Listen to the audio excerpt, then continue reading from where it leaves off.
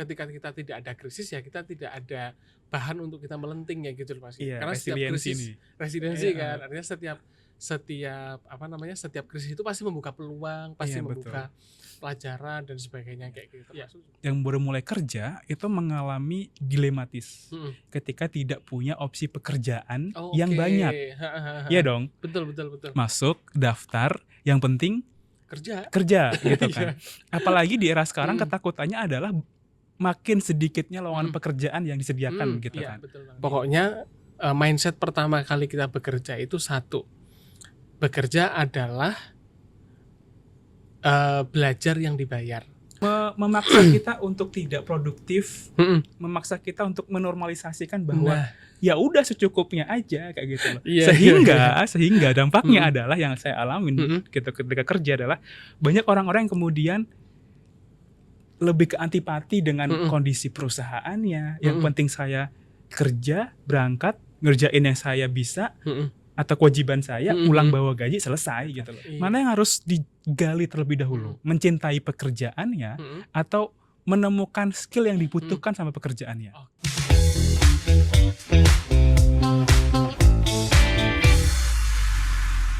Halo semuanya, balik lagi di Ruang Cerita. Teman-teman, kali ini kita akan bahas suatu hal yang mungkin kamu alamin dan aku alamin. Karena kita hidup di dunia serba cepat. Perubahannya cepat banget dan tanpa sadar kita tuh sudah ada di arus perubahan itu sendiri. Perubahan punya dampak positifnya, tapi juga punya dampak lain atau krisis lain. Dan kali ini kita ngomongin itu bareng Fajrul Falah Wangsaguna. Halo Mas Rizky. Halo Fajrul.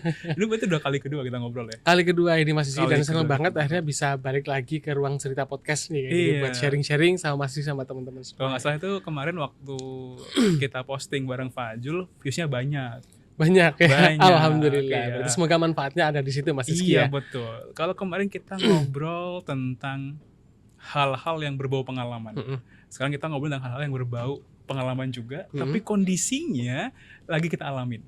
Oke. Ini kan masuk di pertengahan tahun gitu. Dan banyak teman-temanku Jro yang merasa dia tidak menemukan jalan gitu ya, buntu banget gitu kan. Setelah aku riset ternyata itu namanya karir krisis gitu kan. Oke. Istilah yang asing banget buat aku, karena aku belum pernah ngalamin sebenarnya. Atau ngalamin itu nggak sadar gitu. Nah, wajar nggak sih orang-orang yang kemudian setiap tahunnya gitu atau dalam karirnya mengalami krisis yang dia juga nggak tahu harus ngapain gitu. Oke, jadi kalau dibilang wajar atau nggak wajar, yang pertama itu malah itu kabar baik sebenarnya Mas Rizky. Wah, kok ya, bisa? Kenapa? Gitu? Karena kalau misalnya orang itu merasa dia krisis, merasa dia itu ada sesuatu yang tidak ideal, berarti dia itu kan punya hal yang sifatnya ideal. Artinya dia itu punya sesuatu hal yang ingin dikejar kayak gitu. Nah, bayangkan ketika misalnya ada orang masih itu yang kerja ya udah kerja aja. Kerja itu kayak orang ngeluangin waktu, tapi nggak ada tujuan tertentu, nggak ada karir yang diinginkan, akhirnya dia juga nggak punya rasa krisis kayak gitu kan, karena memang dia nggak ada tujuannya kayak gitu Mas Ki. Pertama yang harus disadari bahwa itu merupakan kabar baik kalau misalnya kita merasa krisis karena ada satu hal yang kita kejar kayak gitu. Pertanyaannya, wajar nggak sih kalau misalnya dalam keadaan kita mengejar karir, mengejar kemampuan diri dan sebagainya itu kita merasa kok belum ideal, akhirnya merasa krisis, itu wajar banget dan itu rasanya banyak banget orang-orang yang mengalami krisis kayak gitu Mas Rizky. Keadaan yang tidak ideal, merasa mungkin bosan, burn out, bahkan ada beberapa yang merasa insecure dengan keadaan dirinya, skillnya kok masih gini-gini aja, karirnya kok mentok-mentok aja dan sebagainya. Itu wajar banget kayak gitu kan. Yang nggak wajar adalah ketika kita tidak punya krisis, itu yang malah jadi nggak wajar, mungkin anomali kayak gitu Mas Rizky. Nah ini Jro, mungkin teman-teman harus tahu ya, kita teman cukup lama gitu ya. 15 tahun kayaknya Mas Rizky. Enggak selama itu. Enggak selama itu. Nah, mengawali karir di perusahaan ini tahun 2020. Malah 2018 sampai tahun 2025. Berapa 25, tahun? Kurang lebih 7 mau jalan ke 8 tahun. 7-8 tahun gitu. Saya mungkin sedikit tahu, tapi teman-teman nggak tahu. Fajrul pernah nggak sih ngalamin krisis itu sendiri gitu? Pernah sih, dan malah berkali-kali kayak gitu. Malah berkali-kali ngerasain bahwa karirnya kok rasanya dalam tanda kutip kayak gini-gini aja. Tapi yang lebih ngerasa krisis itu ketika sayanya nggak bisa apa-apa kayak gitu loh Mas Rizky. Nggak bisa apa-apa. Nggak bisa apa-apa. Artinya kok skillnya kok nggak naik-naik. Enggak, bentar nih. Ini Anda merendah atau meninggi sebenarnya. Itu rasanya di kantor kami teman-teman itu Fajrul orang yang paling multi talented gitu loh. Multi talent banget. Kok Anda merasa tidak di momen dimana merasa bahwa Anda skillnya gini-gini aja? Iya, itu nggak tahu sih Mas Rizky ya, karena mungkin punya gambaran atau punya circle yang lain juga kayak gitu, yang rasanya kok mereka bisa ini bisa itu, kok saya nggak bisa, misalnya seperti itu. Dan itu selama perjalanan 7 tahun lebih itu juga ngerasa berkali-kali ngerasa seperti itu. Yang paling kerasa itu di 8 bulan pertama. Kayak gitu. 8 bulan pertama itu ketika kerja kita cuma itu aja gitu. Iya, kerjanya di sana, terus kemudian ngerasa bahwa kerjaan yang sekarang itu belum, yang dulu ya waktu itu belum ideal karena pengalaman ketika kuliah dan sebagainya itu bener-bener nggak suka kerjaan di HR kayak gitu kan.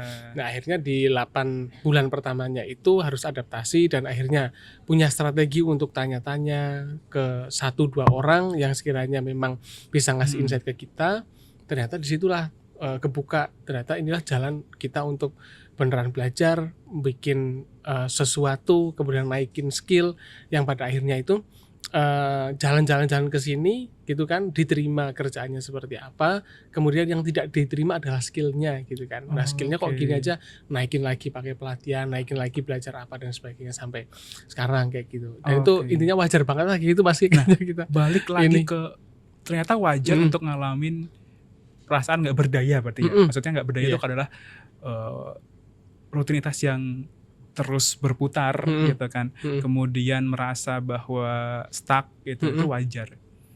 Kalau wajar berarti maksudnya gini nih. Ini wajar.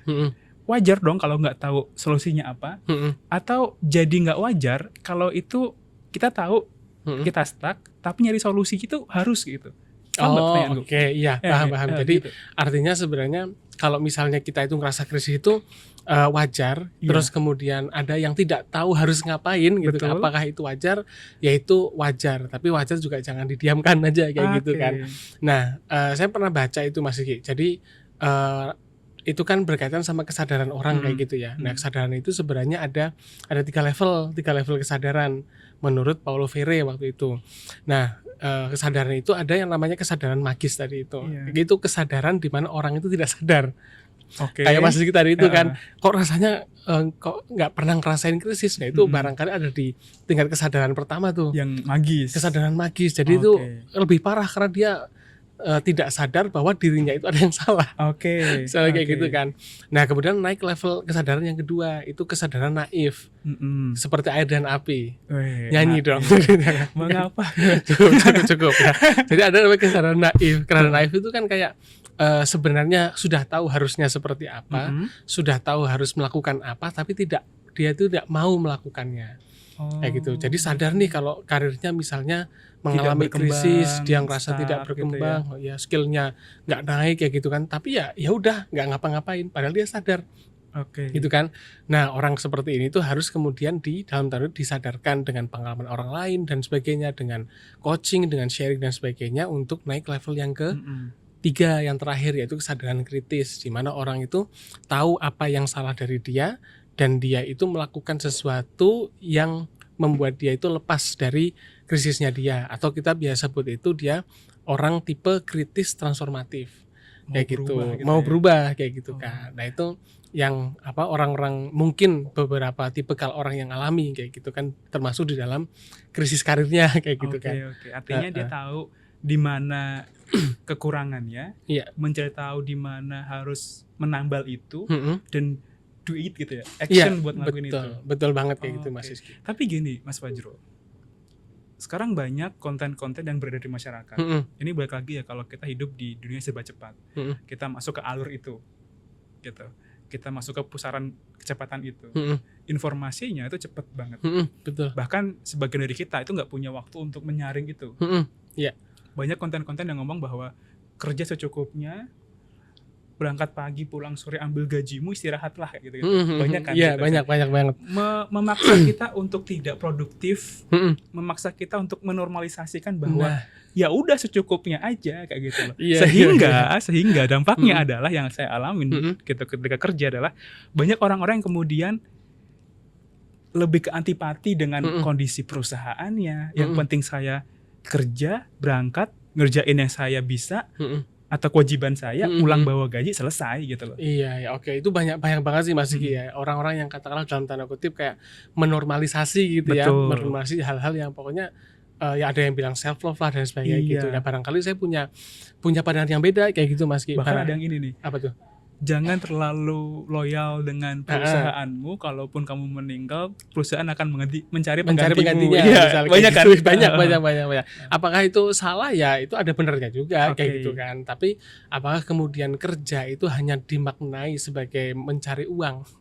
Apakah kerja itu hanya dimaknai sebagai aktivitas mencari uang? Kan sebenarnya kan enggak. Itu istilahnya itu menegasikan kita sebagai manusia yang punya eksistensi. Kayak gitu. Itu dalam tanda kutip itu merendahkan martabat kita sebagai manusia yang punya eksistensi kayak gitu. Makanya kerja itu harus bermakna. Kayak ini gitu. Menarik nih. Yang sering Pak Jo sampaikan ke teman-teman. Iya, kayak gitu. Kerja itu juga harus bermakna. Kalau kita tahu mengapa kita bekerja, kita tahu bagaimana cara kita akan bekerja kayak gitu. Dan saya dapat banget itu masih satu pesan pertama kali ketika masuk ke sini. Itu saya ketemu sama seorang bukan ada kan hari ke-14 kayak itu baru ketemu. Ketemu orang gitu Mas itu langsung nyampein gitu di warung di kantor, kemudian ngasih kopi terus dibilang bahwa pokoknya mindset pertama kali kita bekerja itu satu, bekerja adalah belajar yang dibayar.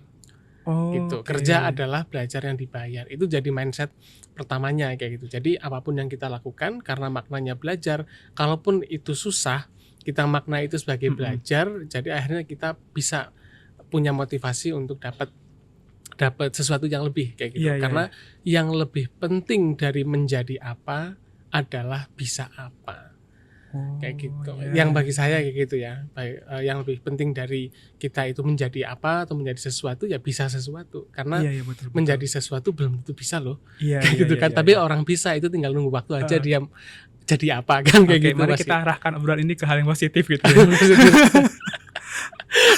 kayak gitu sih Mas. Jadi rasanya itu tetap ya punya kerja harus bermakna, punya pembelajaran dan sebagainya. Dan orang itu kan pengen dapat dalam tanda kutip kepuasan dalam karirnya kayak gitu. Kita kan semua orang akan ngejar ke situ kayak gitu Mas Ki.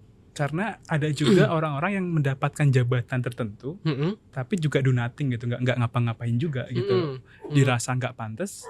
Orang-orang juga menilainya kenapa harus dia gitu ya. Mungkin itu, iya. Ya kita tahu kita ada gitu. Nggak ya ada gitu kan. Di semuanya di bawah ada kayak gitu. Pada akhirnya Mas Fajrul punya keyakinan bahwa kenapa kita harus improve gitu kan? Kenapa kita harus kemudian memaksakan diri kita untuk mendorong limitasi kita adalah karena yang lebih penting dari jabatannya adalah bisa melakukannya. Betul, gitu ya. Sekali. Gitu. Itu kan menjadi ahli itu jauh lebih penting daripada menjadi sesuatu gitu kan. Atau punya syukur-syukur kalau misalnya punya wewenang gitu kan, punya wewenang tapi juga punya kompetensi, loh itu cakep gitu Mas. Jadi dua-duanya dapat kayak gitu kan. Artinya bisa menjadi leader tapi juga bisa menjadi manajer kayak gitu. Itu poin yang ini on point banget buat yang sekarang. Nah, tapi Jrul, yang sekarang ini yang terjadi adalah jadi saya atau aku tuh punya kayak komunitas teman bercerita gitu. Kebanyakan Gen Z, kebanyakan orang-orang yang baru menapaki kehidupan pekerjaan. Gitu kan. Di setiap 6 bulan gitu kan, atau mungkin masa transisi dari dia yang belum kerja ke kerja gitu, dia mengalami kondisi di mana jadi nggak punya motivasi kerja, entah karena lingkungannya, entah karena pekerjaannya atau apapun itu, banyak banget gitu loh, dan dia juga nggak tahu harus ngapain kayak gitu kan. Nah, kondisi ini yang kemudian aku maknai bahwa seberdampak itukah gitu krisis dalam karir gitu kepada orang-orang yang baru mulai karir gitu loh. Oh, oke, iya. Bisa aja berdampak gitu Mas ya. Tentu dampaknya itu akan menjadi besar ketika teman-teman atau kita semuanya kayak gitu itu belum menemukan yang namanya karir sweet spot tadi itu. Oke. Gitu. Jadi sebenarnya Karir kita sweet spot. Jadi Iya. ada satu titik di mana kita itu bisa merasakan kenikmatan atau kepuasan kita dalam bekerja kayak gitu Iya. aslinya. Jangan geser-geser. Iya, harus diomongin. Saya udah bisa baca pikiranmu nih. Gitu kan. Jadi ada titik kayak gitu loh Mas, di mana kita itu bisa ketemu nih sama kepuasan kita dalam berkarir kayak gitu kan. Nah, barangkali untuk teman-teman yang merasa bosan dan sebagainya mungkin belum menemukan itu. Nah, jadi kalau dari karir sweet spot itu ada 3 komponen yang harus ketemu. Kayak gitu kan. Ada satu yang namanya passion. Ya, dimana kemudian kita itu suka untuk melakukan itu paling gampang kayak gitu. Kemudian yang kedua itu skill atau keterampilannya kita. Jadi selain kita suka, kita juga bisa kayak gitu kan. Dan kemudian yang ketiga itu adalah benefit. Artinya ketika misalnya kita melakukan sesuatu, berkarir, pasti salah satu poinnya pun juga apa yang kita dapatkan dari aktivitas kerja tersebut atau aktivitas karir tersebut. Nah, gaji gitu-gitu gaji ya. kayak gitu kan. Kan kata orang laisal fulus mampus. Ya kan? Jadi kalau misalnya kita gak ada uang, bisa aja mampus. Iya, gitu betul, kan, betul. Namanya uang kan adalah alat kita bertahan hidup. Iya. Gitu. Sepakat gitu saya kan. sama Mas Fajrul. Kayak gitu. Jadi ada 3 tuh Mas, benefitnya juga dapat gitu ya. Terus kemudian skillnya sama yang satunya itu passion. Nah, pertanyaannya kalau misalnya ada salah satu nggak dapat kayak gitu kan. Nah, barangkali itu. Nah, contohnya kalau misalnya kita itu punya skillnya, tapi kemudian punya skill, kemudian kita punya passion. Ya kan, tapi benefitnya mungkin kita kurang gitu kan. Kita tuh akan happy loh ngerjainnya. Tapi mungkin kantong kita agak kering ya. Kayak gitu kan. Nanti buat beli apa dan sebagainya kurang cukup. Ada lagi yang dia punya skill gitu kan, dan dia itu punya benefitnya, dia bisa ngerjain sesuatu, gajinya juga oke banget, tapi ternyata bukan passionnya, gitu ya. Tapi dia pulang bawa masalah kerjaan terus gitu ya. Kayak gitu. Jadi rasanya itu apa namanya, dia kerja, dia juga dapat gajinya oke, tapi dia nggak happy dalam mengerjakannya. Tapi ada juga yang dia punya skill, kemudian punya punya passionnya, kemudian punya benefit tapi nggak punya skill. Itu namanya mimpi. Hayal ya. Seneng dapat duit tapi nggak ngapa-ngapain. Iya, benar. Dia anaknya pengusaha besar misalnya gitu kan. Atau misalnya yang kategori yang keempat tadi itu. Apa tuh? Ada dia dapat benefitnya, dia nggak punya skill, tapi dia juga nggak punya passion. Ada, itu anaknya Raffi Ahmad. Jadi dia bisa ngapa-ngapain dapat duit kayak gitu ya, meskipun dia nggak punya passion, dia nggak punya skill kayak Cipung. Anda punya kan apa bonekanya? Jangan disampai di sini dong. Bantalnya gede banget ya. Emang lucu juga, orang itu, anak itu. Namanya juga apa, masa dewasa media ya. Jadi agak ini ya kayak gitu Mas. Jadi kalau istilahnya tiga-tiganya ya, kita passionnya ada, skillnya ada, benefitnya ada.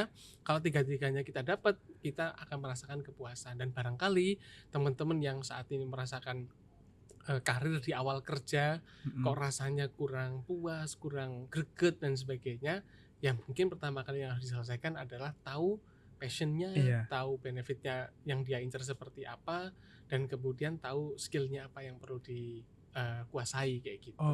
Nah ini yang menarik Jurul. Para job seeker ini anggaplah ya, orang-orang yang kemudian cerita ke aku di komunitas itu adalah orang-orang yang baru mulai kerja biasanya.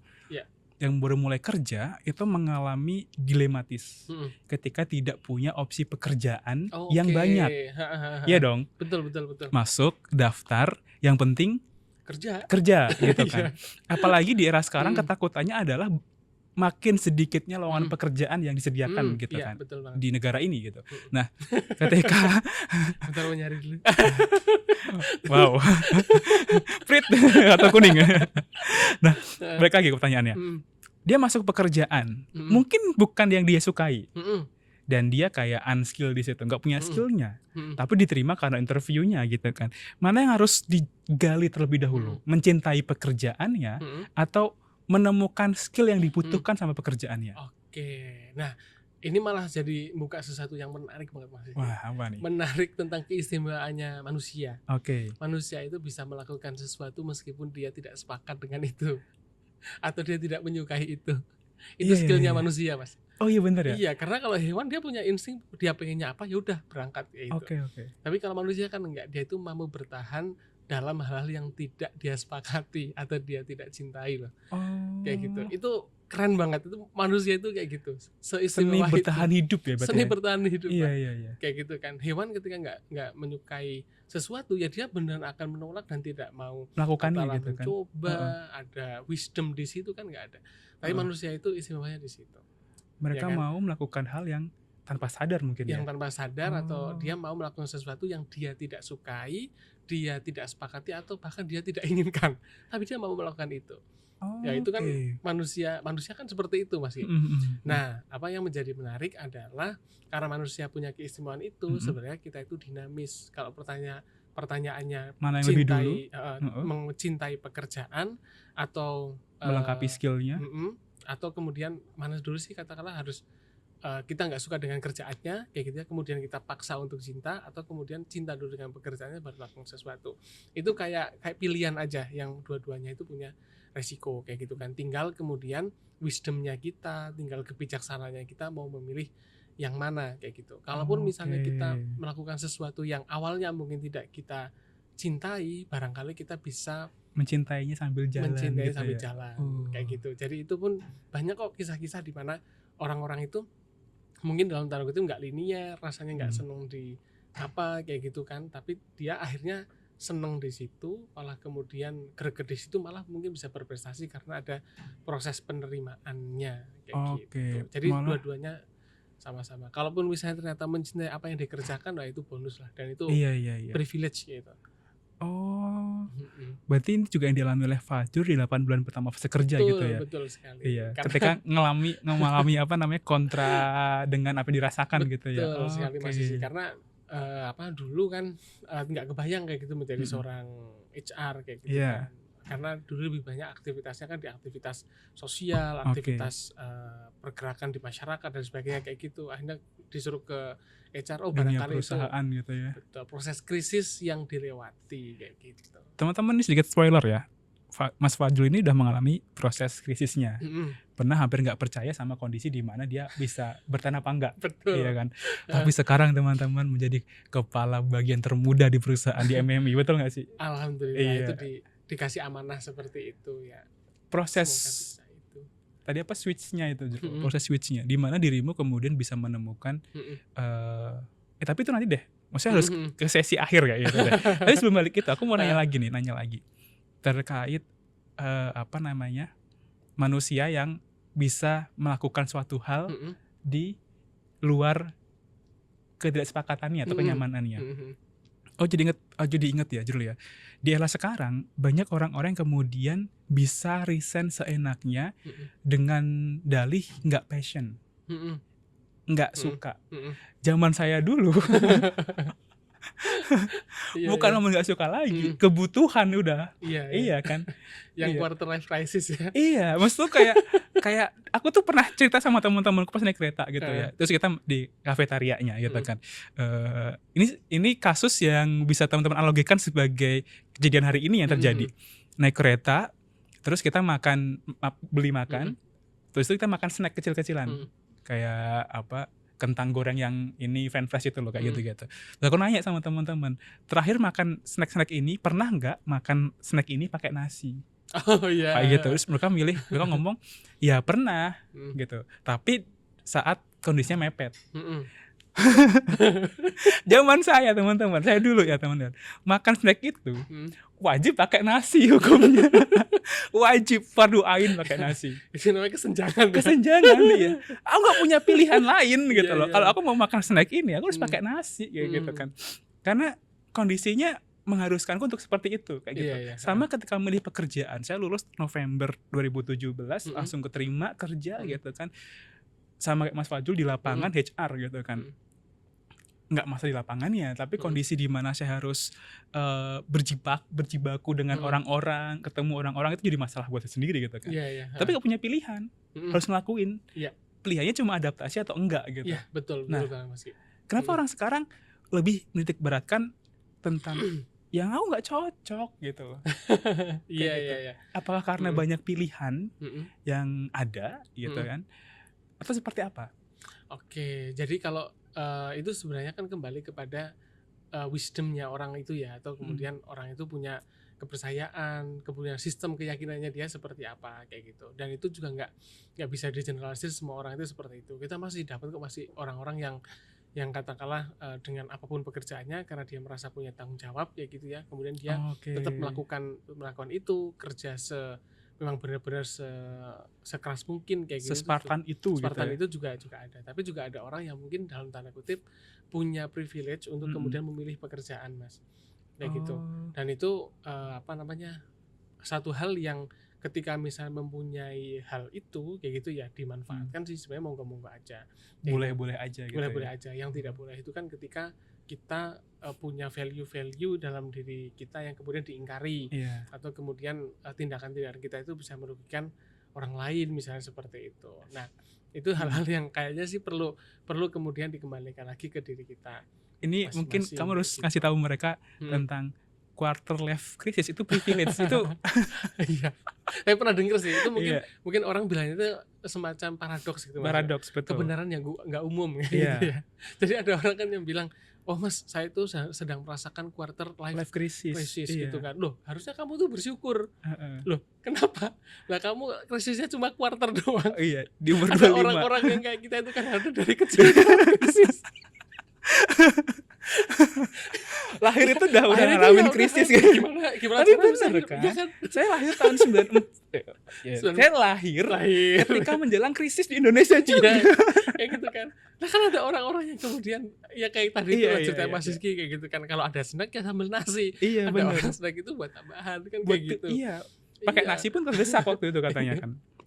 Jadi beruntunglah teman-teman. Jadi krisis itu tidak hanya dimaknai sebagai sebuah kekurangan gitu ya. Iya, tapi juga kelebihan di mana kita diberikan kesempatan untuk bercermin. Iya, gitu. Betul gitu. Karena orang itu kan ketika kita tidak ada krisis ya kita tidak ada bahan untuk kita melenting ya gitu Mas. Iya, karena setiap krisis resiliensi kan. Artinya setiap krisis itu pasti membuka peluang, pasti membuka pelajaran dan sebagainya kayak gitu, termasuk juga krisis karirnya. Ini menarik banget. Gitu. Setiap krisis buka peluang. Dan ini terjadi di kehidupan kita sekarang. Di mana krisis, contoh ya paling simpel adalah kalau teman-teman lihat Instagram, TikTok, banyak banget orang yang mengalami krisis nyari kerja gitu. Betul. Tapi ada peluang pekerjaan baru yang hadir juga. Ya benar, ya gak sih? Yang nggak pernah kebayang di tahun-tahun sebelumnya gitu. Ya itu benar banget sih Mas, karena sebenarnya ketika misalnya kita mendapatkan satu tantangan dalam bentuk krisis kayak gitu, itu kan yang perlu kita lakukan sebenarnya kan scanning gitu Mas. Yang kita lakukan adalah scanning dari sisi eksternal untuk melihat peluang dan ancaman, kemudian scanning dari internal itu untuk melihat kekurangan dan kelebihannya kita. Kayak gitu. Nah, dari bahan informasi tadi itu kemudian kita membuat strategi. Nah, salah satu yang menarik itu adalah ketika misalnya mungkin sekarang gitu Mas Kia, sekarang kita ngerasa kok nyari kerja itu susah dan sebagainya, tapi ternyata ada loh peluang mungkin bagi teman-teman yang akrab di dunia mental health kayak gitu ya.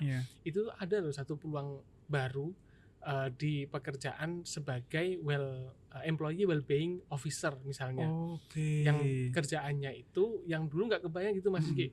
Ada orang yang tugasnya itu memperhatikan mentalitas karyawannya gitu ya. Membuat program gimana caranya kesehatan mental karyawan itu terjaga, gitu kan, sampai ke hal-hal ketika ada sifatnya preventif, ada yang kuratif dan sebagainya diatur sama teman-teman itu. Artinya dengan peluang yang seperti itu, dan misalnya kita lulusan psikologi misalnya gitu kan, itu kan menjadi peluang kayak gitu. Kemudian kita bisa ngatur strategi gimana caranya dengan keadaan kita yang mungkin sedang krisis itu, ngatur strategi agar kita bisa ke sana. Gitu. Nah ini menarik juga ya. Saya tuh kemarin sempat nyoba nyari tambahan pekerjaan.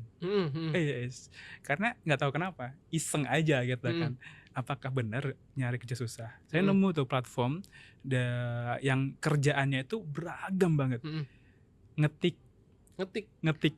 Ya jadi tugas dia itu cuman merubah pokoknya dia ngetikin sesuatu gitu kan. Kayak misalkan esai atau apa, terus dikirim kayak gitu ke usernya. Atau bahkan yang paling random banget adalah dia jadi bikin schedule gitu, terus nge-remind si user buat ngelakuin ini gitu. Ada gitu. Itu ternyata ada peluang-peluang yang kayak gitu Mas ya. Kalau bener, kita mencari gitu ya. Nah, sedangkan Jero di kondisi kita sekarang anak-anak mudanya adalah terlalu terpaku dengan pekerjaan yang itu aja. Oh iya, benar-benar Mas. Nah itu yang sedikit miris juga ya saya alamin ya gitu. Kita ngelihat story kayak kemarin waktu di daerah Sumatera ada yang sampai dorong-dorong masuk selokan gitu. Oh iya. Kayak gitu kan. Nyuri kerja pulang-pulang kotor. Bau kot. Merasa dirinya hina gitu. Perjuangan banget gak sih gitu kan. Gitu. Dan yang lain-lainnya gitu kan. Yang terakhir Cianjur kemarin saya ngelihat toko retail buka yang datang ratusan orang gitu kan. Nah, sebenarnya apa yang harus dilakukan oleh orang-orang ini gitu kan. Ketika mereka belum masuk aja sudah ngalamin krisis gitu loh. Oh, oke. Itu juga jadi apa ya? Ini karena keresahan global. Iya, betul. Jadi orang-orang itu ya kita punya keresahan di mana kita nyari kerja itu susah karena kondisi ekonomi dan sebagainya. Memang ada beberapa sudut pandang yang bisa sebenarnya kita gali gitu Mas Ki. Bisa dari segi sistemnya misalnya kan, sistem ketenagakerjaan kita, bagaimana kemudian peluang investasi di Indonesia dan sebagainya. Tapi satu sisi kan kita akan coba gali dari sisi personalnya dulu aja. Kayak gitu ya. Jadi artinya apa sih yang perlu dilakukan kayak gitu untuk kemudian membuat orang itu katakanlah belum masuk, tapi apa yang harus dia lakukan untuk menghadapi krisisnya tadi itu. Iya. Yang pertama dan nggak boleh lepas dan itu jadi kunci utama adalah kapabilitas diri. Jadi mau nggak mau ketika misalnya kita itu dalam tanda kutip ingin dipilih, ya pantaskan diri kita juga untuk dipilih. Kayak gitu. Dan kita gali bahwa dalam diri kita itu ada uniqueness atau tidak. Nah, setidaknya masih yang harus kita siapkan untuk membuat kapabilitas diri kita tinggi itu 3. 1, perkuat di soft skill-nya. Gitu kan. Nah, soft skill ini kaitannya dengan skill-skill yang nggak kelihatan kan ya. Kayak ngobrol, komunikasi, ada soal integritas, kemudian problem solving, decision making dan sebagainya. Dan sekali lagi ini yang perlu ditekankan bahwa soft skill itu tidak hanya bisa tidak dilatih kalau bagi saya. Soft skill itu nggak dilatih, tapi dibiasakan. Itu bedanya sama hard skill. Kalau hard skill itu ketika misalnya teman-teman suka di dunia HR kayak gitu ya, berarti hard skillnya apa? Bisa HRIS, bisa alat tes, rekrutmen, wawancara. Itu rekrutmen, wawancara dan sebagainya diajarin 3 minggu bisa dia. Tapi kalau soft skill, integritas, gimana dia continuous learning misalnya itu dibiasakan. Jadi soft skill itu dibiasakan, hard skill baru yang dilatih. Itu dan dilatih dan dilakukan berulang-ulang. Yang satunya lagi itu siapin portofolionya. Portofolionya itu karya apa sih yang kita miliki, yang pernah kita buat, kita pernah magang di mana, punya pengalaman kerja di mana, kemudian pernah magang di mana, mungkin gitu ya, atau kita jadi relawan di mana. Nah itu menjadi bukti bahwa teman-teman melakukan sesuatu di masa lalu. Karena salah satu prinsip HR gitu Mas yang barangkali dibocorkan ke teman-teman semuanya, bahwa cara terbaik untuk memprediksi masa depan adalah melihat masa lalunya. Gitu kan. Karena masa lalu adalah bukti dan masa depan hanyalah janji Mas. Tapi asli ini kalau teman-teman yang nonton di awal ini ya nggak sampai akhir nyesel banget. Karena ada ketahuan dong, kita tahu bahwa ada 3 hal yang kita siapkan. Tadi dibocorkan oleh Bapak Kabak satu ini adalah satu soft skill itu dibiasakan. Jadi itu bukan lagi soft skill tapi hal-hal yang melekat sama diri kita secara mutlak. Betul, gitu ya. Akhirnya kan setelah dibiasakan jadi karakter. Kayak gitu kan, atau orang bilangnya jadi akhlak lah kayak gitu. Karakter kayak gitu. Seperti itu. Dan itu kan butuh proses bertahun-tahun Mas.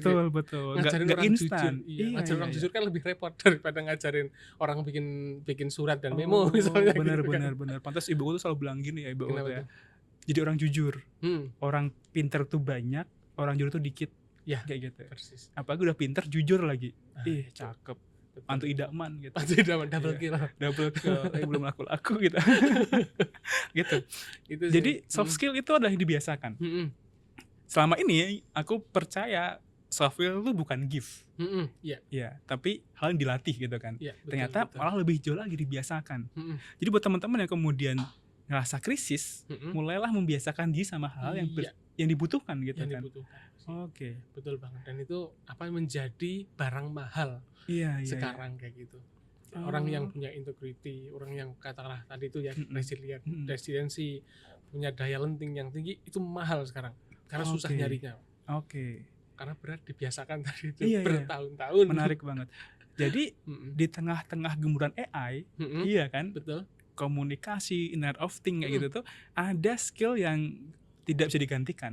Soft skill yang dibiasakan. Soft skill yang dibiasakan, termasuk juga yang sekarang itu jadi skill yang paling banyak dicari itu adalah soal problem solving kayak gitu. Nah, pertanyaannya kalau misalnya dalam tanda kutip Mas ya, orang yang dalam tanda kutip tidak biasa dalam menyelesaikan masalah karena merasa tidak punya masalah, bagaimana dia membiasakan diri? Bener sih teman-teman, harus nonton sampai akhir sih ini biar. Tapi yang penting jangan nyari masalah, Pak. Jangan nyari masalah. Artinya ada masalah, kita berlatih untuk menyelesaikan. Akhirnya kita tahu bagaimana logika-logika untuk bisa menyelesaikan case itu. Karena sekarang banyakan teman-teman itu kalau suruh milih fight or flight, dia milih flight. Menghindari masalah kan. Menghindari masalah. Daripada menghadapi masalahnya kayak gitu kan. Gitu. Nah, balik lagi ya tadi Julia, membiasakan apa tadi? Membiasakan soft skill. Soft skill. Berlatih hard skill-nya kayak gitu. Gimana caranya tahu hard skill kita yang dibutuhkan oleh perusahaan atau tempat mendaftar? Oke. Jadi kalau misalnya hard skill ya, adalah hard skill yang diinginkan seperti apa, sebenarnya nggak akan keluar dari apa sih pekerjaan yang kita lamar atau yang kita inginkan. Nah, misalnya nih kerjaan kita sebagai seorang HR recruitment, yang bisa teman-teman lakukan adalah lihat job desk-nya. Kayak gitu, job desk-nya itu apa sih rekrutmen? Oh, ternyata job desk rekrutmen itu nyari kandidat, gitu ya. Kemudian yang kedua mengseleksi dari kandidatnya, kemudian melakukan wawancara atau kemudian ada psikotesnya juga dan sebagainya. Nah, dari aktivitas itu sebenarnya skill apa yang muncul kayak gitu. Oh, nyari orang. Oh, berarti cara komunikasi mungkin, kemudian bagaimana tips dan trik untuk nge-hire kandidat. Ketika seleksi ada sesi psikotes, alat tes apa aja yang kemudian biasa digunakan, itu kemudian dipelajari. Kemudian kalau wawancara biasanya menggunakan behavioral event interview kayak gitu, itu yang harus dipelajari. Jadi ngenerawangnya itu job desk-nya kerjaannya apa, job desk-nya apa, nanti dia identifikasi skill-nya apa. Baru kemudian setelah itu lihat ke dalam diri kita dari punya skill enggak? Itu punya atau enggak, ataupun kalau misalnya punya ratingnya berapa. Kayak gitu. Betul. Misalnya paling gampang tadi itu ya, ada katakanlah jadi HR recruitment ada 4 hard skill kayak gitu ya. Kemudian 4 itu di ranking seleksinya udah sampai titik mana, 1 sampai 5 ada di titik berapa. 2-nya itu yang kurang apa, kemudian itu jadi improvement kita yang mau apa dijadwalkan. Berarti proses nerawangnya itu benar-benar nerawang ya, enggak yang oh jangan enggak. Itu namanya kayak Ujang Bustomi nanti gitu ya, udah lama ya kesurupan sendiri.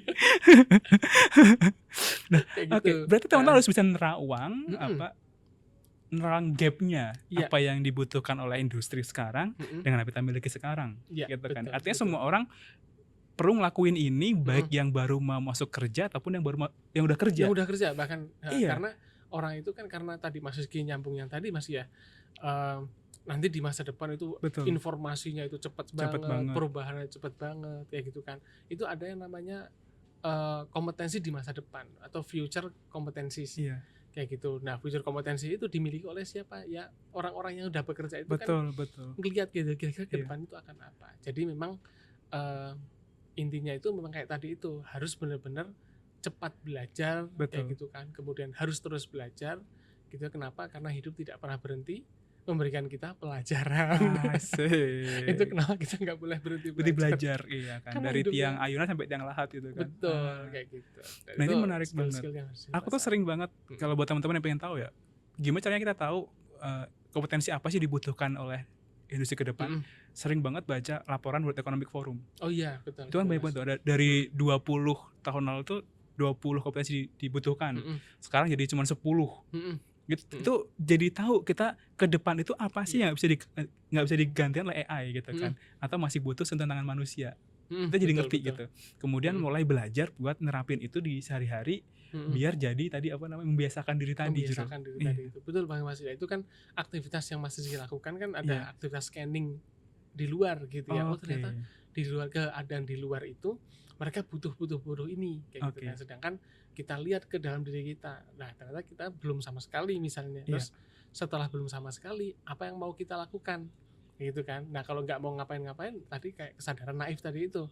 Nah kalau langsung menyusun agenda, menyusun aksi untuk bisa melakukan itu, kesadaran kritisnya main, ya dia akan minimal kalau dia nggak bisa dapat semua, dia ada di level 5, level 6 yang dimana dia itu akan sampai titik itu kayak gitu Mas. Ini menarik asli teman-teman. Berarti satu soft skill, kedua hard skill, ketiga adalah portofolio. Apapun portofolionya. Iya Mas. Juara pramuka? Gimana? Juara pramuka tingkat kecamatan boleh nggak? Oh nggak apa-apa. Asal nanti ngelamar jadi pembina pramuka. Itu cocok. Tapi kalau ngelamar yang lain ya nanti dulu. Artinya yang ditujukan adalah hal yang relevan. Dengan gitu industri kan. Yang dituju gitu. Betul. Ya. Karena paling gampang kayak gini Mas Rizky. Ketika misalnya kita nanya, kamu ketika interview kayak gitu ya, selama 3 tahun ke belakang apa yang kamu lakukan? Oh saya melakukan pekerjaan, saya punya pengalaman magang, saya punya pengalaman organisasi. Lah buktinya apa? Kayak gitu kan. Terus kamu sekarang mau daftar sebagai HR recruitment. Kamu bisa emang rekrut? Bisa Pak. Buktinya apa? Kayak gitu kan. Nah di situ kan kita bisa ngeliatin portofolionya kita, bahwa kalau misalnya kita punya kemampuan sesuatu, kita kemampuan rekrutmen misalnya, itu bisa menunjukin misalnya sertifikat yang PNSP. Nah itu sebagai bukti kalau kita kompeten. Kayak gitu. Kemudian ketika lagi ditanya 1 tahun ke belakang apa pelatihan yang kamu lakukan, oh ada ini nih buktinya sertifikat ini. Itu kan orang kemudian lebih yakin gitu. Percaya dengan apa yang disampaikan gitu. Betul, ya kayak gitu. Dan kalau ngomong-ngomong BNSP teman-teman, kalau mau butuh TUK ke MMI aja. Betul. Asik. Kita juga sediain kayak gitu ya buat teman-teman yang pengen promo dikit gitu ya. TUK tempat uji kompetensi namanya. Betul, BNSP sekali. Pula gitu kan. Nah ada 2 pertanyaan terakhir Jul yang ingin aku sampaikan. Yang pertama adalah banyak orang-orang yang kemudian terlalu mengglorifikasi krisisnya. Iya Mas. Gitu. Ini sering banget kita temuin bahkan di internal perusahaan ataupun di luar perusahaan. Bahkan teman-teman nongkrong. Ini sering banget mengglorifikasi krisisnya. Biasanya orang-orang yang ini aku temuin adalah orang-orang yang kemudian pertama nih, ketika diberikan pujian, wah semangat, gitu, merasa dirinya hadir utuh penuh, gitu kan, difungsikan secara optimal, gitu kan. Tapi ketika menghadapi tantangan, dalam tanda kutip, misalkan ditegur sama atasan, program yang nggak approve, atau bahkan kemudian dicoret dari program yang dia kerjakan sebelumnya, kayak gitu kan, dia merasa udah useless, nggak punya harapan, daya kreasinya yang dulu ada hilang seketika. Ini krisis yang terjadi yang sering aku temuin. Gimana caranya kemudian barangkali teman-teman ngalamin ya, bisa membangkitkan itu sendiri, atau bagaimana kemudian kita yang ngelihat itu bisa ngebantu dia buat bangkit bareng-bareng. Pertama kali balik lagi ya Mas ya, saya selalu balikin lagi kepada titik kesadaran dulu, kayak gitu. Nah misalnya nih, kalau misalnya Mas ya ada 1 gelas gitu kan, ada 1 gelas dikasih 3 sendok kopi, kemudian diminum, kira-kira rasanya gimana Mas Ki? Nggak diaduk ya? Nggak diaduk. Oke. Pasti pahit. Pasti pahit gitu ya. Tapi pertanyaannya ketika kita jalan ke danau, terus kemudian ada 3 sendok kopi yang kita taruh ke danau, diaduk, kira-kira rasanya gimana? Nggak kerasa sih. Nggak kerasa kan? Artinya sebenarnya masalah itu menjadi besar atau tidak besar, masalah itu menyakitkan atau tidak menyakitkan kan tergantung wadah dalam jiwa kitanya itu. Kayak gitu. Nah, yang pertama kali dibuka adalah itu, bahwa kemudian ada krisis, ada mungkin kemudian tantangan-tantangan, ada hal-hal yang mungkin tidak sesuai sama ekspektasi kita, itu barangkali hati kita dulu harus diperlebar, kayak gitu kan. Barangkali ada hal positif yang kemudian akan hadir ketika misalnya ada tantangan-tantangan itu, karena tantangan kan juga bisa membawa tentengan, gitu kan. Jadi kalau misalnya ya katakanlah kalau misalnya orang KPI gitu Mas ya, KPI-nya itu besar kan pasti dia effortnya gede gitu kan, tantangannya juga besar, pasti tantangannya juga besar dong, besar. Kayak gitu kan. Bonusannya juga besar. Beda dengan teman-teman yang misalnya tantangannya mungkin lebih kecil, kayak gitu kan, tantangannya pun juga akan menyesuaikan. Kayak gitu kan. Makanya harus itu ya, pertama harus sadar itu dulu gitu, diterima dulu, kemudian melihat bahwa barangkali tantangan itu ya membawa kita ke Oke. tentengan dalam bentuk ilmu, tentengan dalam bentuk uang, tentengan dalam bentuk pengalaman dan sebagainya kayak gitu. Nah, pertama harus itu dulu, kemudian memang tapi aku harus ngebuat dulu. Tentengan itu tidak harus bentuknya uang. Betul, kan ada bisa pengalaman yang sifatnya material dan immaterial.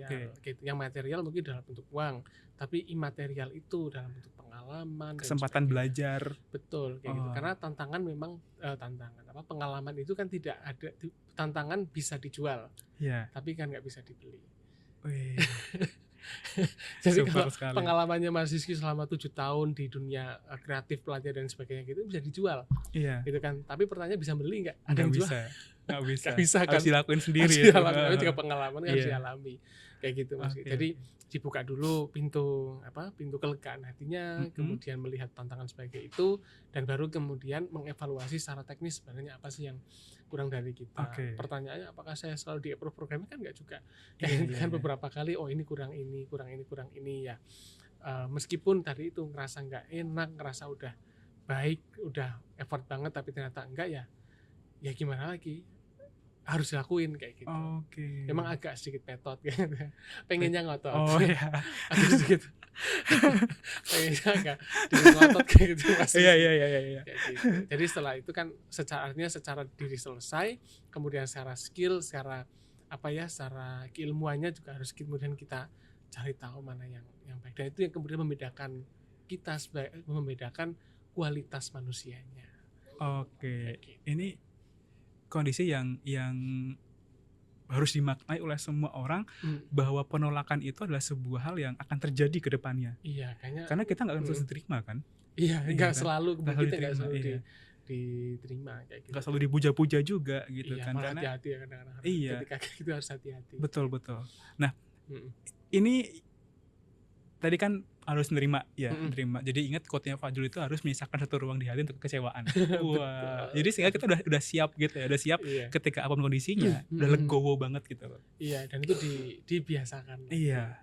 Dan yang paling penting adalah kemudian teman-teman juga harus yakin bahwa setiap cobaan yang datang pasti ada kemudahan di belakangnya. Iya. Itu yang harus dipegang. Jadi tantangannya ada pun ada tentengannya.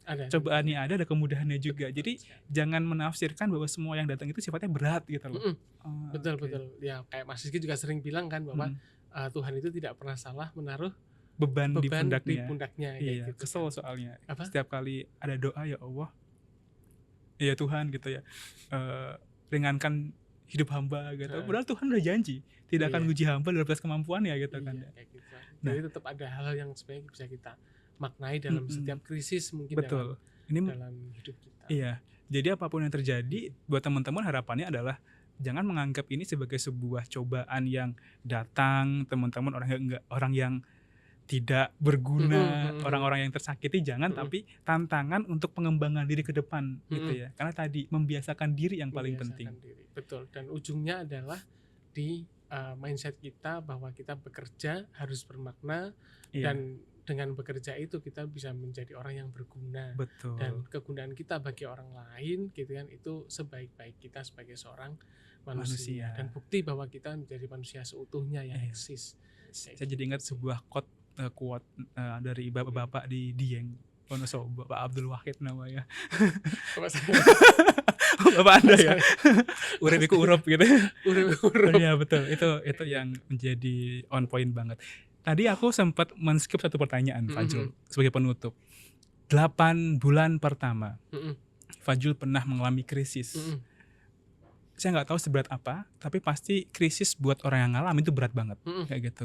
Dan sekarang Fajrul menjadi kabak kepala bagian termuda di MMI. Sebuah pencapaian yang mungkin kalau saya ngalamin nggak pernah saya pikirin, nggak pernah terfikirkan, terbayang nggak pernah gitu kan. Nah, gimana cara Fajrul switch dari krisis menjadi peluang, dari tantangan jadi keberkahan? Iya. Gimana caranya, Jul? Kalau dulu yang tak lakukan adalah karena waktu itu mungkin belum punya banyak referensi yang beneran tak lakukan. Cara adalah nyari mentor sebenarnya Mas Ki. Kalau aku dulu kayak gitu ya. Jadi untuk switch ke sana, karena aku nggak tahu ilmunya, nggak tahu kemudian wawasan yang seluas itu kayak gitu ya saya nyari orang yang punya Jangan disebut sini aku malu. gitu. Jangan. Emang saya benar-benar sowan gitu, masih Iya. sowan ke orang yang memang menurut saya itu bisa jadi mentor waktu itu. Dan memang diberikan nasihat kayak gitu kan, diberikan banyak hal yang membuka pintu kayak gitu kan. Nah, akhirnya muncullah kemudian kesadaran bahwa ketika misalnya bekerja kemudian melakukan apapun kayak gitu kan, itu ada banyak hal yang perlu dipertimbangkan dan salah satu yang harus masuk ke dalam diri kita adalah proses kerja adalah proses belajar tanpa henti kayak gitu. Jadi untuk keluar dari situ cari orang yang tepat, karena orang yang tepat ini dia yang akan kita tahu apa jalan yang perlu kita lakukan tanpa perlu melakukannya. Karena orang ini kan sudah melakukannya. Kita mendapatkan pelajaran dari situ. Nah, setelah itu merefleksikan diri gitu Mas. Setelah dapat nasihat, merefleksikan diri kira-kira nanti arahnya akan kemana kayak gitu, dan kemudian melakukan assessment diri kira-kira apa part-part yang harus dilakukan, harus belajar apa, harus bisa apa. Ketika ada project ya harus ngotot untuk melakukannya. Akhirnya proses itu dilakukan dan itu tidak akan berhenti kayak gitu sampai sekarang. Kalau di tengah jalan krisis ada lagi, ya ada, pasti ada. Kecewa lagi, kecewa, tapi dibalikin lagi ke niat baiknya kayak gitu sih. Wow. Pada akhirnya seperti itu. Keren banget. Dan itu berproses lagi sampai kemudian kita selesai. Selesai. Kalau katanya kalau orang nggak pengen punya masalah ya. Iya, nggak usah hidup ya. Gitu. Tapi ya itu yang menjadikan kita menjadi manusia yang utuh kayak gitu, jadi manusia yang paripurna nanti. Betul. Saya tuh selalu berpikir bahwa cobaan kehidupan, krisis tuh kayak kita naik tangga, gitu loh. Mungkin sama tangganya, pas lihat ke bawah gitu, ternyata kita udah setinggi ini gitu loh. Persis. Gitu ya. Kita aku selalu berasumsi seperti itu, biar punya asumsi bahwa Tuhan itu mempercayakan kehidupan, krisis untuk kita jalani itu bukan semata-mata iseng. Tapi percaya bahwa kita mampu ngalaminnya gitu, mampu ngadepinnya gitu, kayak gitu. Betul, itu juga menjadi pengingat buat kita semuanya gitu. Sebaik-baiknya kita, sengotot-ngototnya kita, semerasa bisa kita, ada yang lebih bisa kayak gitu kan. Dan mungkin Tuhan memberikan kita dalam tanda kutip Mas ya, fase-fase krisis seperti itu membuat kita menjadi orang yang tidak arogan kayak gitu.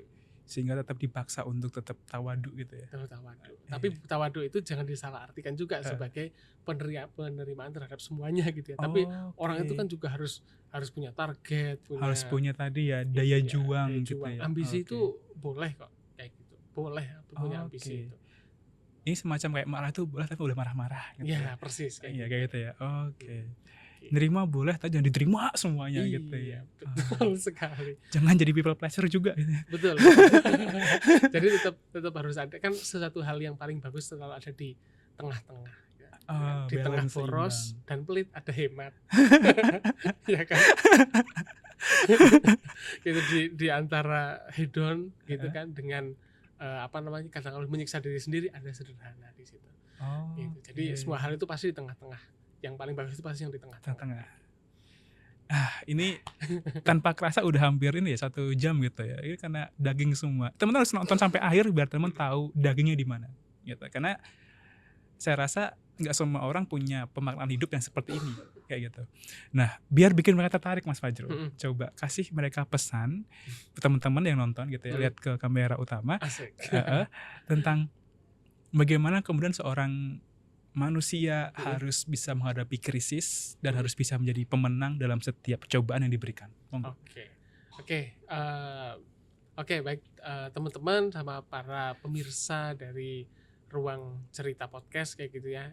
Kita sangat wajar kok manusia itu punya krisis, dan wajar banget orang itu mengalami hal-hal yang mungkin tidak nyaman. Tapi percayalah bahwa dari ketidaknyamanan itu ada proses belajar di sana, dan mari kita kembalikan lagi dalam diri kita sebagai seorang manusia gitu, yang kita diberikan keberkahan, diberikan kemampuan untuk melakukan sesuatu, dan maknai semua perjalanan hidup kita sebagai sebuah pembelajaran. Jangan berhenti belajar, karena hidup tidak pernah berhenti memberikan kita pelajaran.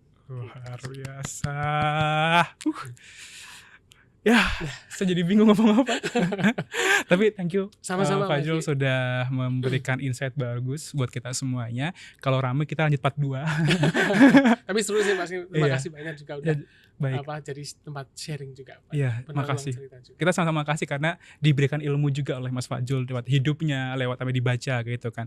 Nah, semoga kapok ya, nggak kapok buat join kesini lagi gitu kan. Nggak mungkin kapok sih. Karena kesuatu tugas soalnya ya. Oke, nah teman-teman, itu tadi obrolan saya dengan Mas Fajrul terkait ngomongin krisis dalam karir ataupun krisis dalam hidup gitu. Ini seperti kita ngomongin karakter game. Kalau kita mau lebih kuat, kita harus ngelewatin stage tantangannya, ambil itemnya gitu kan, kayak hikmahnya gitu, biar lebih kuat. Jadi buat teman-teman sedang berjuang dengan krisisnya, hadapin aja krisisnya, jadikan itu sebuah kebiasaan untuk teman-teman bisa tetap kuat gitu ya, karena dari situlah kita bisa dapat nilai-nilai yang bermanfaat untuk kehidupan kita selanjutnya. Teman-teman jangan lupa untuk subscribe, like, dan komen YouTube kita, Mikro Madani Institute. Dan jangan lupa untuk ikutin sosial media kita di Instagram dan TikTok, mm_institute. Yang paling penting, jangan lupa kunjungi website kita, mikromadaniinstitute.com, karena semua layanan ada di situ teman-teman semuanya. Dan teman-teman semuanya, ayo melangkah untuk maju, dimulai dengan menginspirasi. Sampai jumpa di ruang cerita selanjutnya. Dadah.